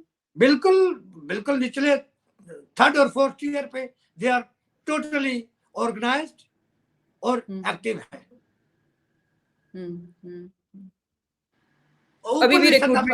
ऊपर की सतह पर फर्स्ट ईयर जो है वो उन्होंने ग्राउंड किया है, क्योंकि वो बहुत विजिबल हो गई थी, इसलिए जो 2nd और 3rd ईयर है, they are reorganising and regrouping everywhere.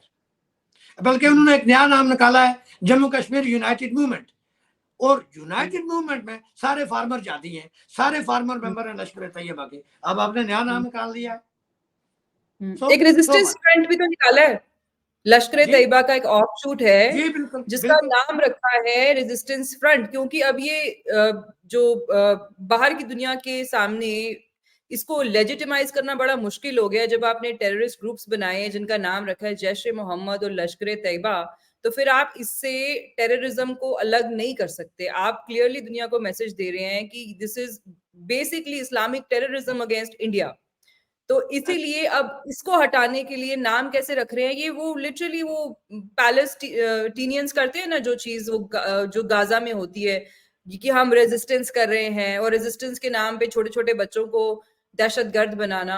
उनकी बुक उठा के सेम वही यहाँ पे पाकिस्तान की फौज ने शुरू किया है कि जी ये रेजिस्टेंस फ्रंट। ऐसा कौन सा, आप बताइए, रेजिस्टेंस फ्रंट होता है जो छोटे छोटे बच्चों को टारगेट करता है, जो निहत्थे सिविलियंस को गोलियां मारता है?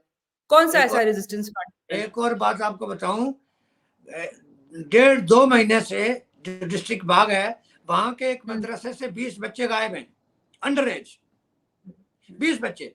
और मदरसे के जो मकामी टीचर्स हैं, उलमा, उन्होंने प्रेस कॉन्फ्रेंस किया, और वो प्रेस कॉन्फ्रेंस मौजूद है कि हमारे 20 बच्चे गायब हो गए, पुलिस को नहीं पता, यहाँ के लॉ एनफोर्समेंट एजेंसीज को नहीं पता, और कोई बंदा हमें ये बताने के लिए तैयार नहीं है कि वो 20 बच्चे दिन दाड़े कहाँ चले गए, और कोई ये क्वेश्चन करने के लिए तैयार नहीं है कि वो लोकल पुलिस से ही पूछ ले कि हमारे बच्चे रिकवर करवाओ भाई। अब वो 20 बच्चे कहाँ इस्तेमाल होंगे, कैसे इस्तेमाल होंगे, मेरे खिलाफ इस्तेमाल होंगे, आपके खिलाफ होंगे, एल्सवेयर होंगे, वी नेवर नो। तो ये पॉलिसी तो जारी है, ठीक, और इसमें कोई झूठ भी नहीं है। आप सोशल मीडिया पे ये सारी चीजें मॉनिटर कर सकते हैं, देख सकते हैं। नहीं, ये मुझे पता है, आपने लास्ट टाइम भी बताया वेरीफाई किया था, तो ये बात सच है कि वहां पे अभी भी छोटे छोटे बच्चे जो है वो गायब हो रहे हैं। जो एग्जाम्पल आपने कोट की, ये भी मैंने वेरीफाई की थी। और आपने एक और एग्जाम्पल पिछली बार दी थी, वो किसी कॉलेज में भी जो हुआ था ना, तो जी वो भी मैंने बिल्कुल। बाद में वेरीफाई किया था, वो भी बिल्कुल ठीक आपने बताया था। देखें, हम ब्रसल्स में बैठ के ना, हमने कभी फेक, फैब्रिकेटेड और इस तरह की कोई इंफॉर्मेशन कभी फीड नहीं की है आपके कान खुश करने के लिए कि मैं पाकिस्तान का बहुत मुखालफ बोलूंगा तो सोनम और सोनम के जो ऑडियंस हैं, वाइडर ऑडियंस या हिंदुस्तान के लोग खुश हो जाएंगे, वहाँ के जो कोई लीडर्स हैं एंटी पाकिस्तान वो खुश हो जाएंगे। नहीं, हम हकायक बयान करते हैं ताकि लोगों की एजुकेशन हो, लोगों को पता चले कि हम झूठ नहीं बोलते, हम फ्रॉड नहीं करते, प्रोपेगेंडा नहीं करते। हम कोई मैं मेरे पास कोई भी खबर आती है, मैं उसको 10 दफा 10 मुख्तलिफ जराए से वेरीफाई करता हूँ कि मेरे मुंह से कोई झूठ ना निकले। और कल कोई बात ये ना कहे कि जमील मकसूद ने मीडिया पे आके या किसी के साथ इंटरव्यू में कोई गलत बयानी की थी, ये तो झूठा आदमी है, ये तो फ्रॉडी आदमी है, ये तो चूंकि पाकिस्तान मुखालिफ है तो लिहाजा उस मुखालफत में ये कुछ भी कह देता है। तो हम जो फैक्ट्स हैं खवातीन के खिलाफ बिलखसूस जो जराइम होते हैं, माइनर्स बच्चों के खिलाफ पाकिस्तानी फौज जो जराइम करती है, बिसाइड के वो अगवा करती है, उनको यूज करती है एज अ टेररिस्ट, वो भी हम मुख्तलिफ तरीकों से वेरीफाई करके मीडिया में लाते हैं। वो आपके साथ बात हो, कहीं और बात हो, ताकि हमारी बात का असर रहे। सेम हियर जमील जी, कुछ बातें तल्ख भी हो गई होंगी बीच में, तो मेरा भी ऐसा नहीं रहता कि जो इंडियन मीडिया दिखा रहा है या फिर जो हमारी स्टेट का नैरेटिव है उसको प्रोपोगेट करना है। जो मेरे दिमाग में या जहन में सवाल होते हैं वो मैं पूछती हूँ, अब उनके जवाब चाहे इनकन्वीनियंट हो या अनकंफर्टेबल हो, अब जो हकीकत है वो है, आपको उसको तस्लीम करना पड़ेगा। ऐसा तो नहीं है कि अब जो पाकिस्तानी कुछ यूट्यूबर्स हैं वो तो ऐसे दिखाते हैं कि पीओजेके के जो लोग हैं अभी बॉर्डर खुले और वो बस उधर आ जाए, पर कुछ जमीनी हकायक हैं उनको हम इग्नोर नहीं कर सकते।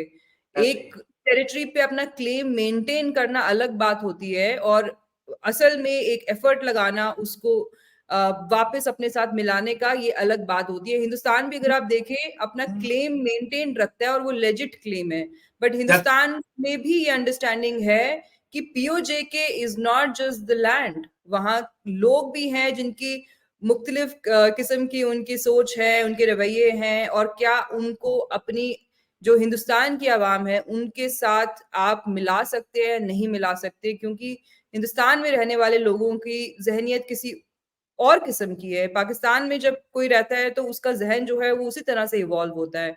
तो we even though we are the same people, जो कंडीशनिंग हुई है पिछले 70-75 सालों में, आप उसको इग्नोर नहीं कर सकते। और अगर कोई हिंदुस्तान में इस गलत फहमी में रहता है कि हम कल फौज भेजेंगे और पीओजेके को मिला लेंगे, तो भाई पहले दिल्ली से पूछ लो कि वो मिलाना भी चाहते हैं या सिर्फ आपको खुश करने के लिए, इलेक्शन जीतने के लिए कुछ भी कहते हैं। देखिए, मैं एक तो चीज इस मौके से फायदा उठाना चाहता हूँ। एक तो हम भी उसी निसाब तालीम, माहौल, एंटी इंडिया, एंटी हिंदू माहौल की प्रोडक्ट है। हमने भी उसी माहौल में आंख खोली है जहां हिंदू को कमतर या दीगर मज़ाहिब के जो लोग हैं मुसलमानों को छोड़कर उनको बहुत ही कम दर्जे का इंसान समझा जाता है। मैं आपके सामने बैठा गुफ्तगू कर रहा हूं। एक तो आपको ये अंदाजा हो जाना चाहिए कि वक्त बदल गया है, हालात बदल गए हैं। अब एक नई जनरेशन एक नए अज़म के साथ आपके सामने बैठी है। आज से 30 साल पहले किसी में इतनी जरूरत नहीं होती थी कि वो किसी इंडियन से बात करे। आज हर बंदा बात करने के लिए तैयार है, हर बंदा अपना गुस्सा निकालने के लिए तैयार है। एक बात, लास्ट 10 डेज अगो मैं ट्विटर एक स्पेस पे मैंने जब ये बात की कि मेरा तल्लक फलां जगह से है और हमारी ये इश्यूज हैं पाकिस्तान के साथ, तो मुझे कुछ लोग पढ़ गए वहां, क्योंकि वो मुताला पाकिस्तान के तालिब इल्म थे। तो तकरीबन कोई 100 के करीब पार्टिसिपेंट थे उसमें, ऑडियंस। मैंने फिर तंग आकर उनको एक बात कही। मैंने कहा पाकिस्तान की मौजूदा सेंसस के मुताबिक जो आबादी है वो 24 करोड़ हो गई है। मैं आपको चैलेंज करता हूं कि आपका सबसे बड़ा जो जूरिस्ट है, सबसे बड़ा जूरिस्ट, उसको स्पेस में लाएं और वन ऑन वन मेरे साथ मुकालमा करवाएं। अगर वो मुझसे जीत गया तो जो बात आप कहेंगे मैं उसको अपने खून से लिखकर आपको स्कैन करके भेज दूंगा कि मैंने आपकी बात मान ली है। ये मैंने चैलेंज दे दिया उनको।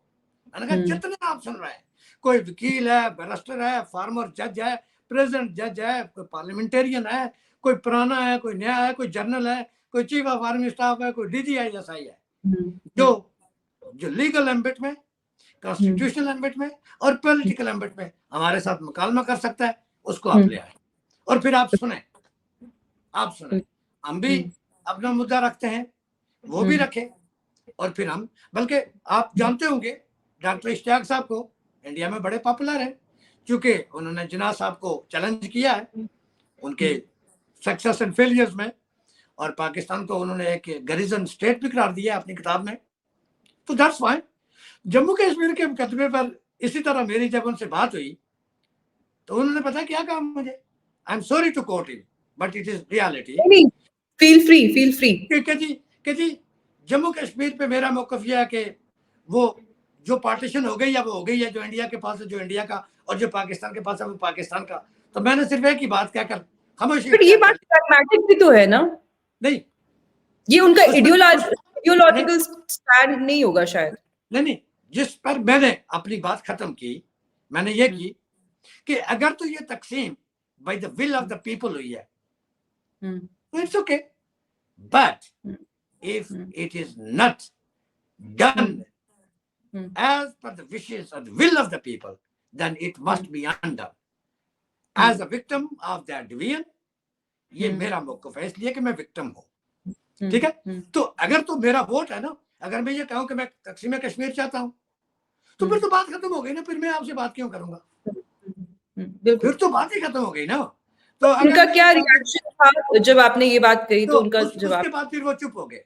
उन्होंने ये कहा कि आपकी अपनी पोजीशन है और एज अ रियासत जम्मू कश्मीर के शहरी, और मेरी अपनी पोजीशन है as a citizen of Pakistan, the person who is emeritus scholar living in Sweden, educating and very known intellectual है। हमें उनकी दानिश पर कोई एतराज नहीं है, कोई बात भी नहीं है।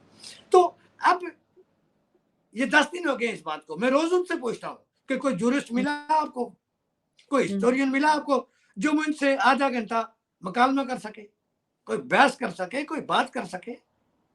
फिर हम उसे समझाएं कि मुकदमा कश्मीर, मसला जम्मू कश्मीर, ये मसला कश्मीर है या मसला जम्मू कश्मीर है, ये मुकदमा कश्मीर है या मुकदमा जम्मू कश्मीर है। आपने तो मुकदमा कश्मीर बना के इसे श्रीनगर के मुसलमानों का मुकदमा बना दिया है। एक चीज कहना चाहूंगी, फिर इसको कंक्लूड करते हैं, क्योंकि वरना तो हम बात करते ही रहेंगे। देखिए, यहाँ पे थोड़ा सा आपको एक सेल्फिशनेस भी नजर आती है जमील साहब, क्योंकि इश्तियाक साहब जैसे लोग, और जैसे आपने कहा वो बहुत ही एक दानिशमंद शख्स हैं, ऑफ कोर्स उनका बड़ा एक रिकॉर्ड है, बहुत उनकी स्टडी है, किताबें इतनी लिखी है उन्होंने। पर आप देखिए ना, इश्तियाक साहब जैसे जो लोग हैं वो पंजाब को लेके कितनी बात करते हैं, यूनाइटेड पंजाब, और दुनिया भर में घूमते हैं, कि पंजाबियों के घरों पे भी रहते हैं जाके, है ना? फिर हिंदुस्तान भी आए, यहाँ पर भी रहे, यहाँ पर लोगों ने उनको बड़ी हॉस्पिटैलिटी भी दी। और अब एक अलग ही इंडिया में डिबेट छिड़ चुकी है कि उनके ऊपर भी, कि जब कश्मीर की बात आती है तो जो आपने कहा कि वो उनका जो स्टैंड है उससे भारत के जो लोग हैं वो इत्तेफाक नहीं रखते, ठीक है? पर ये बड़ा एक सेल्फिश बात है कि जब आपकी बात आ गई पंजाबियत की, तो फिर तो आप उस पर डटे हुए हैं कि पंजाबियों को मिलना चाहिए एंड ऑल, ठीक है? दूसरी तरफ आप कहते हैं कि जी LOC खोल दें और आपस में लोग मिलते रहें, बट अगर आप प्रैग्मेटिक है तो आप फिर इसका भी जवाब दें कि क्या LOC खोल के ये चीजें सच में ऐसे हो सकती हैं? क्योंकि मुझे नहीं लगता कि जितना हिंदुस्तान और पाकिस्तान के बीच में ट्रस्ट डेफिसिट है, this is at all possible कि आप LOC खोल दें और लोग आए जाएं, एक दूसरे के साथ मिलें, क्योंकि फिर वो सिर्फ लोग नहीं आएंगे। और जो पाकिस्तान का ट्रैक रिकॉर्ड है, वो जिस पाकिस्तान के वो एक प्राउड सिटीजन है, उस पाकिस्तान का ट्रैक रिकॉर्ड इतना बेकार है कि अफगानिस्तान वाले उनके साथ ना ऐसे बॉर्डर खोल के रहे, तालिबान एडवाइजरी इशू कर रहे हैं उस पाकिस्तान के लिए कि हमारे बाशिंदे वहां जाएं तो थोड़ी सी एहतियात बरतें। तो ये भी तो प्रैग्मेटिक नहीं है। मैं समझ सकती हूँ कि his heart is in the right place. एक second, I am just completing, कि वो बिल्कुल, उनका जो दिल है वो बिल्कुल सही जगह पे है। वो चाहते हैं कि अब हम आगे बढ़े, अब कितनी हम जंगें करेंगे, बट जो वो कह रहे हैं ना वो भी प्रैग्मेटिक नहीं है, क्योंकि ये पॉसिबल ही नहीं है कि पीओजे के पाकिस्तान के कब्जे में रहे और वहां से जो टेररिस्ट कैंप्स है वो हटाए जाए। अगर तो इश्तियाक साहब पर्सनली इस चीज की गारंटी लेते हैं कि जी एलओसी खोल दो और पीओजे के से सिर्फ जम्मू कश्मीर के बाशिंदे इस तरफ आएंगे, लोग अपने रिश्तेदारों से मिलेंगे और कोई टेररिस्ट नहीं आएगा, तो फिर तो बड़ी खुशाइन बात है। इससे अच्छा तो कुछ हो ही नहीं सकता है ना, क्योंकि हमें यह है कि हम अपने लोगों से मिलें। और अगर हम हिंदुस्तान की तरफ से देखें तो हमारे लोग तो बचे भी नहीं ना। तो अब हमारे यहाँ तो ये भी फीलिंग है ना कि जो हमारे हिंदू या सिख भाई थे उनके कत्लेआम हुए, चाहे आप पीओजे के लोग बोले हमने नहीं किए, जो भी है, हकीकत ये है कि वो लोग वहां पर आज नहीं है। डिस्प्लेस हो गए, जनरली डिस्प्लेस हो गए। हाँ, they've been annihilated or displaced. Most of them have been annihilated or converted. तो बिल्कुल ये थोड़ा सा मुझे लगता है कि थोड़ा वो सेल्फिश हो जाते हैं इस चीज में, जब वो कहते हैं ना, यू वॉक द टॉक। जो आप अपने लिए जिस चीज का इंतखाब करते हैं वही आप दूसरे को ऑफर करें। अगर आपको पंजाबियत इतनी प्यारी है तो फिर हमारे लोगों का भी दुख दर्द समझें, क्योंकि हम लटक के नहीं रह सकते। देखें, ये इंडिया आपकी नहीं है। आपकी बात अपनी जगह पर उसकी वैल्यू है, एक आर्ग्यूमेंट है। मैंने ये एग्जांपल इसलिए कोट की कि ताकि हम जो डिफरेंट क्वार्टर्स में जो डिस्कशन चल रही है उसको हम समझें। जहां तक एलओसी, गुस्सा भी हो जाते हैं, वो बड़ा गुस्सा हो जाते हैं अगर आप उनसे डिसएग्री करें ना। तो एक दानिशमंद जो शख्स होता है उसको ऐसे नहीं करना चाहिए। एग्जैक्टली मैं यही कह रहा हूँ। एलओसी खोलने के लिए या ये जांचने के लिए कि यहाँ सही आदमी आए, गलत आदमी ना जाए, उसका एक मैकेनिज्म मौजूद है। ये नेक्स्ट लेवल की अप्रोच है कि पाकिस्तानी फौज को कंट्रोल लाइन से हटाया जाए, सीज फायर लाइन से हटाया जाए, और United nation military observer group जो रावलपिंडी में जिसका सदर दफ्तर है, जो रावलाकोट में मौजूद है, जो मुजफ्फराबाद में मौजूद है, जो नक्याल में मौजूद है, जो इतने सारे बॉर्डर एरियाज के ऊपर मौजूद है, उसके इंटरनेशनल ऑब्जर्वर जो भी क्रॉसिंग पॉइंट होंगे वहां बैठाए जाएं, स्कैनर लगाए जाएं। आज की दुनिया में स्कैनिंग है, हर जाने वाले के फिंगरप्रिंट लिए जाएं, उसका पूरा डाटा लिया जाए, स्टेट सब्जेक्ट जिसके पास है, मकामी शनाख्ती कार्ड जिसके पास है, और 10 रेफरेंसेस जिसके पास होंगे कि ये कोई फेक नहीं है, असली है, उसको क्रॉस करने की इजाजत दी जाए। और जिसको वेरीफाई, जिसकी चीजें वेरीफाई नहीं होती, क्योंकि पाकिस्तान के पास भी सिस्टम है ना, नादरा का, ये वो दूसरा तीसरा, ठीक है, तो जो ही आप फिंगरप्रिंट लेंगे तो वो तो कंप्यूटर साहब तो सब कुछ बता देगा ना कि ये बंदा ये शनाख्ती कार्ड करेगा कौन ये जी। इसमें दोनों साइड्स की इसमें एक अग्रीमेंट होना चाहिए ना। ये पाकिस्तानी माने अपनी फौज हटाने के लिए, इश्तियाक साहब मना ले। हम नेक्स्ट लेवल डिस्कशन कर रहे हैं कि फर्ज करें हमारी हुकूमत हिंद से बात हो, और अगर वो ये कहें हुकूमत कि जी वहां से तो दहशतगर्द आ सकते हैं, तो हम उनको ये तो कह सकते हैं ना कि आप स्कैनर लगवा लें, आप लगवाएं ना, क्योंकि आपकी एडमिनिस्ट्रेशन में कोई आ रहा है ना। इसी तरह इस तरफ पाकिस्तान भी स्कैनर लगवा ले, क्योंकि उधर से जो आ रहा है वो स्कैन होके आए, उसका सामान स्कैन होके आए, उसकी बॉडी। हम तो एयरपोर्ट भी आखिर क्रॉस करते हैं ना। मैं ब्रसल से जिनीवा जाता हूँ तो स्कैनर से गुजर के जाता हूँ, and I have no issue with it. मुझे कोई प्रॉब्लम नहीं है, इसलिए कि मैं कोई गलत चीज लेके नहीं जा रहा हूँ। तो आप स्कैनर लगा लें, तो लोगों को स्कैन करके और फिर फिंगरप्रिंट ले लें कि ये बंदा कहाँ रजिस्टर्ड है, इसका परमानेंट एड्रेस कहाँ है, तो वो सारी चीजें साफ हो जाती है। तो अगर आप नेक्स्ट लेवल पे डिबेट को, डिस्कशन को, प्रैग्मेटिज्म को, प्रैक्टिकेबिलिटीज को, मैकेनिज्म को लेके जाना चाहते हैं, तो there are triple of plenty of mechanisms मौजूद हैं। लेकिन उसके लिए रियासतों को स्टेप लेने हैं, और वो रियासतें स्टेप अपने अपने अपने दायराकार के मुताबिक लेती हैं। लास्ट जो but I don't think it is India's priority. मुझे नहीं नजर आता। मैं आखिरी बात कहूंगा कि जम्मू कश्मीर का मुकदमा और जम्मू कश्मीर में अपर हैंड, जम्मू कश्मीर में लोकल स्टैंडाई इंडिया का है, गवर्नमेंट ऑफ इंडिया का है, स्टेट ऑफ इंडिया का है। और स्टेट ऑफ इंडिया अगर ये समझती है कि ये हालांकि उसके लीगल पार्ट है, कॉन्स्टिट्यूशनल पार्ट है, तो they should never surrender that particular stance and claim. और जब कभी भी ये मुमकिन हो, जैसे भी मुमकिन हो, they should reclaim and reunite these areas with rest of Jammu and Kashmir. ठीक है, वो आपका मौकफ है, but I am sure bottom line है, straight forward. जी बिल्कुल। वैसे तो हिंदुस्तान का भी यही मौकफ है अगर हम कागजात पे देखें, पर वही बात होती है ना कि सियासत के अमली तकाजे कुछ और होते हैं और बयानबाजी कुछ और होती है, और कहीं ना कहीं बीच में जो कैजुअलिटी होती है फिर वो ट्रूथ बनता है। और दोनों तरफ की ही जो हुकूमतें हैं वो एक दूसरे मतलब अपने लोगों को कुछ वादे करती रहती हैं, और ये तो वक्त ही बताता है कि कौन किस वादे को लेके कितना सीरियस है। जितना मैं समझती हूँ, मुझे लगता है कि ये बात और है कहना कि हम पीओजे के मिलाएंगे अपने साथ, बट मुझे लगता है उसमें बहुत ज्यादा कंस्ट्रेंट्स हैं, और I don't think it's on the cards, but again that's my opinion. हो सकता है मैं गलत हूँ, हो सकता है कल ही हिंदुस्तान की फौज घुस जाए पीओजे में और मैं गलत साबित हो जाऊं, पर वही बात है कि ये मेरी रीडिंग है। एनीवे, बहुत शुक्रिया आपका जमील साहब, बहुत कॉम्प्रिहेंसिव डिस्कशन हुई, बट बड़ा अच्छा लगा, और हमें आपने काफी चीजें बताई जो आपको और जगह से नहीं पता चल सकती, एंड आई एम श्योर हमारे व्यूअर्स ने भी काफी इंजॉय किया होगा इस सेशन को। आपको मैं बार बार दावत देती रहूंगी आने की, and I hope you will make time in the near future also, as and when I ask you to. आपसे हमेशा बड़ी ओपन हार्ट, ओपन माइंड और फ्री थिंकिंग के साथ गुफ्तगू होती है। मुझे कभी कोई कंस्ट्रेंट, कोई रिस्ट्रेंट नहीं रही कि मैं कोई पॉलिटिकल मैनूवरिंग करूं या किसी चीज को अपने आइडियोलॉजी के मुताबिक बयान करूं। नहीं, जो बातें तारीखी हैं, क्योंकि तारीख का आप अगर चेहरा मसक करेंगे तो वो अपने मुंह पर कालत मलने वाली बात है।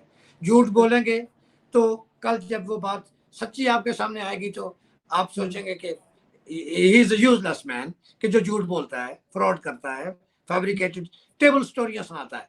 तो हम टेबल स्टोरियां कभी भी आपको नहीं सुनाएंगे, हकायक बताएंगे, दुरुस्त जो बात है वो बताएंगे, और हम इस तरफ भी यही करते हैं। पाकिस्तान की तरफ से जब कभी हमें कोई ऐसा मौका मिलता है, ट्विटर स्पेस में कभी कभी गुफ्तगू का मौका मिलता है, तो हम यही बात उनके साथ भी करते हैं और उनको ये कहते हैं कि अगर आप पाकिस्तान के मसाइल का हल चाहते हैं, अपार्ट फ्रॉम जम्मू कश्मीर को साइड पे छोड़ के, तो सबसे पहले आपने हिंदुस्तान के साथ एतमाद साजी के जो टूल्स हैं, जो मेयर्स हैं, वो करने हैं, और आप तिजारत करें। अगर आप पड़ोसियों के साथ लड़ेंगे तो आपके अपने घर में कभी खुशहाली नहीं आ सकती। तो हम सकें, बहुत शुक्रिया आपका कि आपने अपना वक्त निकाला, इतनी सवाल जवाब हुए, गुफ्तगू हुई। तो मुस्तकबिल में भी हम जो भी सिनेरियो होगा, कोई डेवलपमेंट होगी, हम आपके लिए अवेलेबल रहेंगे। जी, बहुत शुक्रिया आपका। And that's all from our side for today, viewers. I hope you enjoyed the discussion. बहुत लोग बोलेंगे बहुत लंबी डिस्कशन थी, बट अगर आप ने अभी तक सुनी है तो आपको समझ में आया होगा कि बहुत चीजें ऐसी होती है जिनको आप एक कंसाइज फैशन में नहीं डिस्कस कर सकते, क्योंकि फिर उनका जो एसेंस होता है वही लूज हो जाता है। So on that note, I'm concluding this session here. I will come up with more such interesting interviews. And that's all for today. Bye for now. Thank you very much. Have a good evening. Ji.